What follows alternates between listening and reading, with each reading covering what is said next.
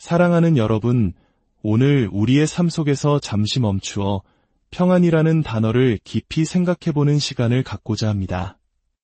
우리는 늘 평안을 갈망합니다. 걱정 없는 삶, 고요한 마음, 갈등 없는 관계. 하지만 우리가 살아가는 세상은 어떻습니까? 끊임없는 소음과 분주함, 예측할 수 없는 미래에 대한 불안으로 가득 차 있지 않습니까?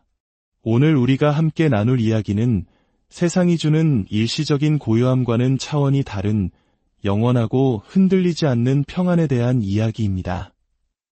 이 귀한 말씀을 듣기 전에 만약 이 메시지가 여러분의 마음에 울림을 준다면 구독과 공유를 통해 하나님의 은혜를 더 많은 이들과 함께 나누는 통로가 되어주시길 부탁드립니다. 여러분의 작은 실천 위에 주님의 크신 축복이 함께하기를 소망합니다. 성경 로마서 5장 1절은 이렇게 시작합니다. 그러므로 우리가 믿음으로 의롭다 하심을 받았으니 우리 주 예수 그리스도로 말미암아 하나님과 화평을 누리자. 여기서 말하는 화평은 단순히 마음의 평온함이나 고요함을 의미하는 것이 아닙니다. 그것은 적대 관계의 종식을 의미합니다. 놀랍게도 이것은 우리가 하나님에 대한 적대감을 멈추는 것이 아니라 하나님께서 우리를 향한 그분의 의로운 적대감을 멈추시는 것을 뜻합니다.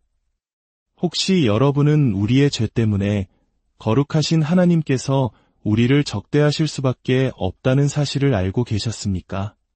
이사야서 59장 2절은 명확하게 증언합니다. 오직 너희 죄악이 너희와 너희 하나님 사이를 갈라놓았고 우리의 죄가 하나님과 우리 사이에 거대한 장벽을 만든 것입니다. 그러나 예수 그리스도께서 가져오신 이 화평은 심판의 망치를 든 채 굳게 진 주먹 같았던 하나님의 이미지를 우리를 향해 활짝 편 친구의 손길로 바꾸어 놓았습니다. 우리의 죄로 인한 하나님의 진노가 거두어지고 그분과의 단절이 극복되었습니다. 하나님께서는 우리를 그분의 자녀로 삼으시고 그 순간부터 우리를 향한 그분의 모든 계획은 선한 것이 됩니다. 하나님은 결코 우리를 대적하지 않으십니다. 그분은 우리의 아버지가 되어주시고 가장 가까운 친구가 되어주십니다. 우리는 더 이상 두려워할 필요가 없습니다. 평강의 왕이신 예수님. 신약 성경에서 예수님께 주어진 250여 개의 이름 중 하나일 뿐입니다. 그분께서 베들레헴의 초라한 말구유에서 이 땅에 처음 오셨을 때 천사들은 그의 탄생을 이렇게 선포했습니다. 지극히 높은 곳에서는 하나님께 영광이여 땅에서는 하나님이 기뻐하신 사람들 중에 평화로다. 예수님이 태어나셨던 시대의 세상은 평화에 대해 전혀 다른 생각을 가지고 있었습니다. 우리가 흔히 사용하는 평화라는 단어는 보통 갈등이나 적대감이 없는 상태를 의미합니다. 하지만 성경의 원어인 히브리어 살롬은 그보다 훨씬 더 깊고 풍성한 의미를 담고 있습니다. 살롬은 구약 성경에 355번이나 등장하는 단어로 그 기본적인 의미는 온전함, 안전함, 건강함입니다. 살롬은 단순히 전쟁이 없는 상태가 아니라 삶이 가장 이상적으로 펼쳐질 수 있는 최상의 조건을 의미합니다. 개인과 공동체의 전인격적인 안녕과 번영, 모든 것이 제자리를 찾아 완벽한 조화를 이룬 상태. 이것이 바로 살롬입니다. 그리고 이것은 인간의 마음 가장 깊은 곳에 있는 근원적인 갈망이기도 합니다. 예수님은 바로 이 살롬을 가져오시는 분, 우리의 가장 깊은 갈망을 채워주시는 분입니다. 하지만 솔직히 우리는 세상과 우리 마음 속에 평안이 거의 없는 것을 보며 쉽게 낙심하곤 합니다. 우리는 국가 간의 평화를 갈망하지만 어쩌면 예수님은 개인의 평안, 내면의 평안에 더 깊은 관심을 갖고 계신지도 모릅니다. 그렇습니다. 세상에는 평화가 필요합니다. 하지만 우리 각자의 마음에 먼저 평안이 찾아올 때 그 평안은 곧 우리 가정과 사회, 그리고 온 세상으로 퍼져나갈 수 있지 않겠습니까? 시작해야 할 곳에서 시작하는 것, 바로 우리 각자의 마음에서부터 평안을 세워나가는 것이 중요합니다. 하나님께서 주시는 이 평안은 우리 삶의 세 가지 중요한 차원으로 나타납니다. 첫째, 우리는 하나님과의 화평을 누릴 수 있습니다. 다시 로마서 5장 1절 말씀을 보겠습니다. 믿음으로 의롭다 하심을 받았으니 하나님과 화평을 누리자. 이것은 모든 평안의 출발점입니다. 이 화평은 예수 그리스도께서 하늘 보좌를 버리고 이 땅에 오셔서 하나님과 인간 사이에서 십자가에 달려 우리의 모든 죄값을 치르셨을 때 우리에게 주어졌습니다.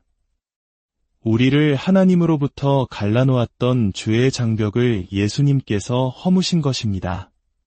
우리가 그 사실을 믿고 예수님을 구주로 영접할 때 우리는 죄 사함을 받고 하나님과의 관계가 회복됩니다.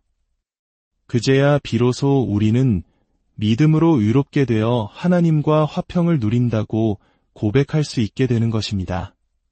다른 종류의 평안을 알기 전에 반드시 여기서부터 시작해야 합니다. 혹시 아직 하나님과 화평을 누리지 못하고 계신 분이 있다면 그 길은 결코 어렵지 않습니다. 십자가 앞에 나아가 여러분의 모든 죄를 예수님께 내려놓고 용서를 구하십시오. 그리고 그분을 여러분의 마음의 주인으로 초대하십시오. 그 순간 아버지 하나님과의 관계는 즉시 회복될 것이며 우리는 은혜의 보좌 앞에 담대히 나아가 때를 따라 돕는 은혜를 얻게 될 것입니다. 둘째, 우리는 하나님으로부터 오는 평안을 누릴 수 있습니다. 요한복음 14장 27절에서 예수님은 이렇게 말씀하십니다.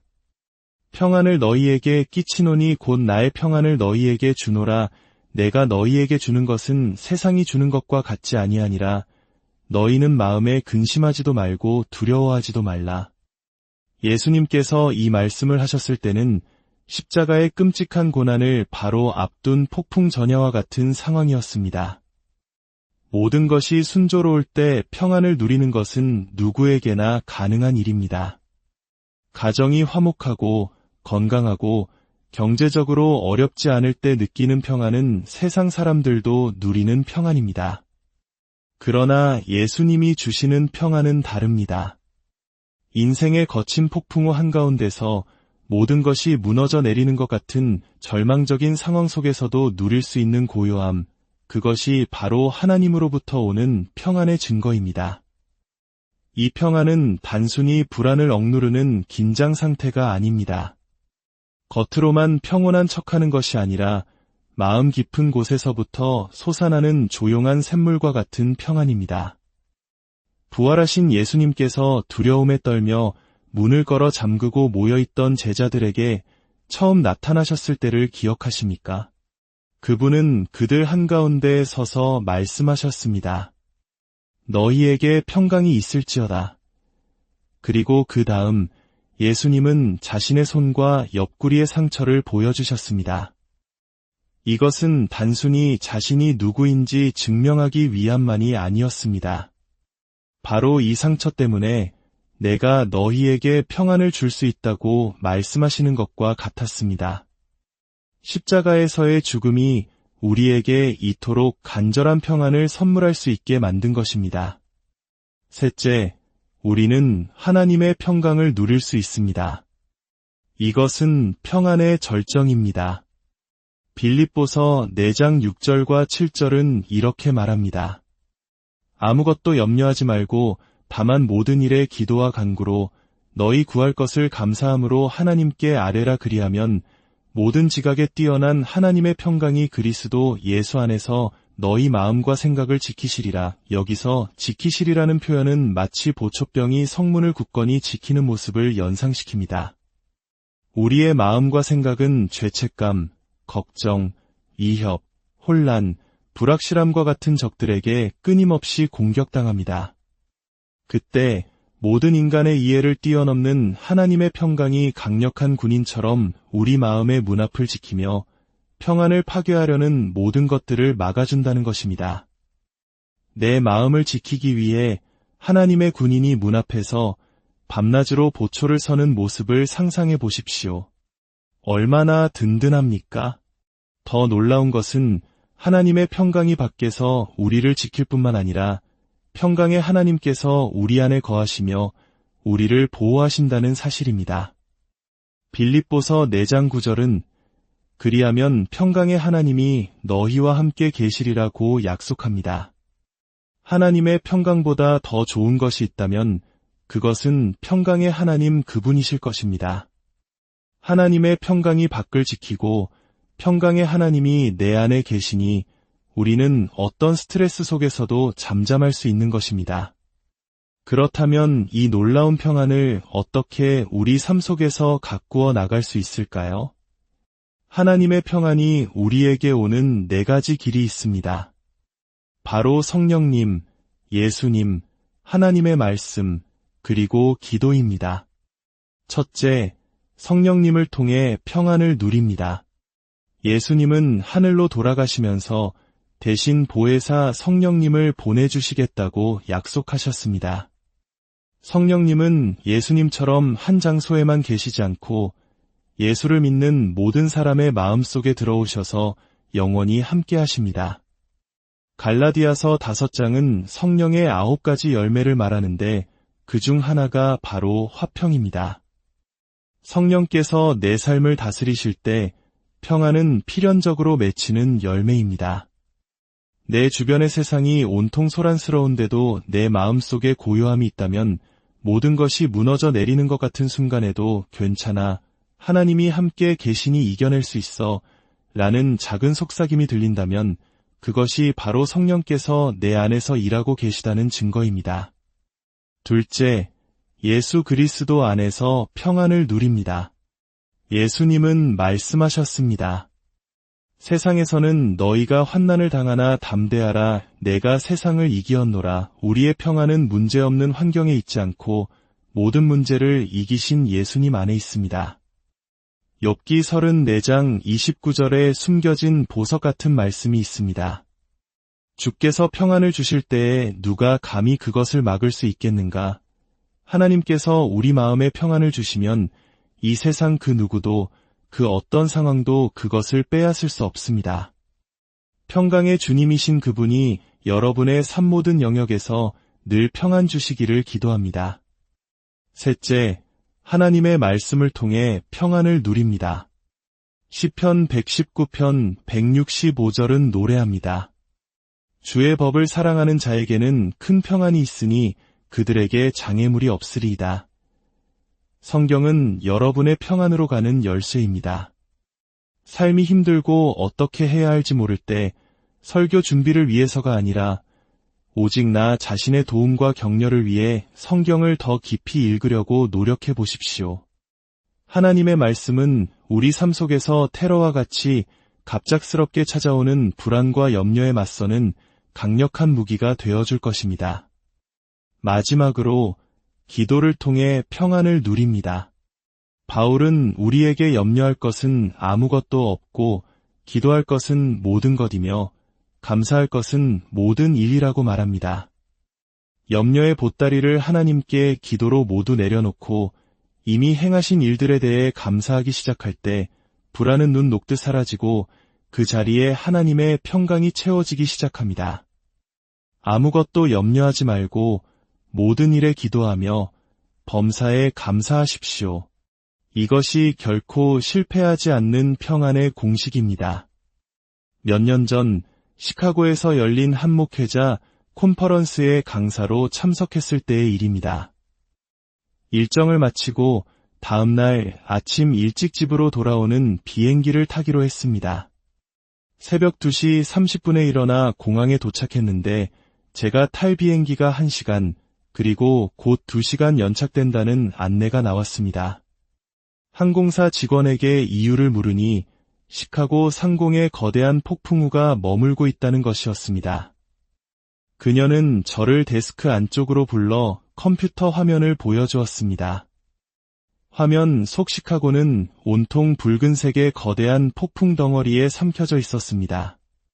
그야말로 폭풍의 눈 한가운데 갇힌 셈이었습니다.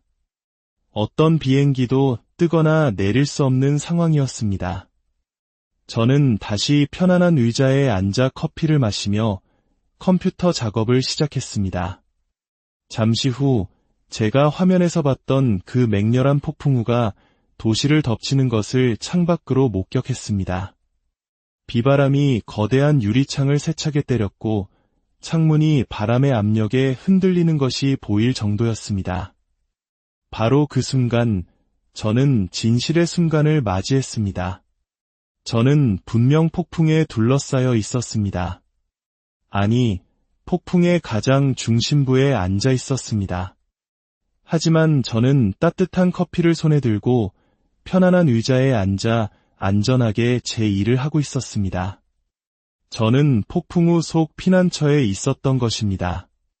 그때 시편 61편의 말씀이 떠올랐습니다. 하나님이여 나의 부르짖음을 들으시며 내 기도에 유의하소서. 내 마음이 약해질 때에 땅끝에서부터 주께 부르짖으오리니 나보다 높은 바위에 나를 인도하소서. 주는 나의 피난처시요 원수를 피하는 견고한 망대이심이니이다. 주 예수 그리스도께서는 제가 셀 수 없을 만큼 많이 제 인생의 폭풍 속에서 저의 피난처가 되어주셨습니다. 앞으로 무슨 일이 일어날지 몰라 두려웠고 폭풍이 감당할 수 없을 것처럼 보일 때 하나님만이 보실 수 있는 제 마음 깊은 곳에는 이성적으로 설명할 수 없는 조용한 평안이 있었습니다. 그것은 인간의 이해를 뛰어넘는 초이성적인 것, 바로 모든 지각에 뛰어난 하나님의 평강이었습니다. 하나님께서는 바로 이 평안을 저와 여러분이 누리기를 원하십니다. 이것은 그분이 우리에게 주시는 선물이며 십자가를 통해 남겨주신 유산입니다. 먼저 예수 그리스도를 영접함으로 하나님과의 화평을 누리십시오. 그리고 그리스도인이 된 후에는 하나님으로부터 오는 평안과 마침내 여러분의 마음속에 거하시는 평강의 하나님과 그분의 평강을 받아들이는 법을 배우십시오. 통제불능 상태로 미친 듯이 돌아가는 이 세상 속에서 당신은 당신의 이웃들 가운데 유일하게 안정된 존재가 될 것입니다. 사람들은 당신을 보며 의아해할지도 모릅니다. 저 사람은 뉴스를 보지 않나? 세상 돌아가는 소식을 듣지 못하나? 물론 우리도 그 소식을 듣습니다. 하지만 우리는 주 예수 그리스도라는 견고한 피난처 안에 보호받고 있습니다. 사랑하는 여러분, 평강의 주님께서 친히 언제나 모든 일에서 여러분에게 평강을 주시기를 간절히 기도합니다. 이 세상이 줄 수 없는 참된 평안이 오늘 여러분의 마음과 가정에